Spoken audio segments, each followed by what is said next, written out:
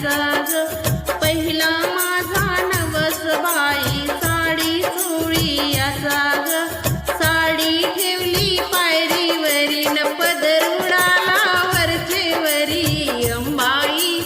धाव पावलं करीन येऊ दे गडावरी अंबाई धाव पावलं करीन येऊ दे गडावरी माहूरच्या गडावर कोण ग उभी राखण करती रेणुका देवीन अंबा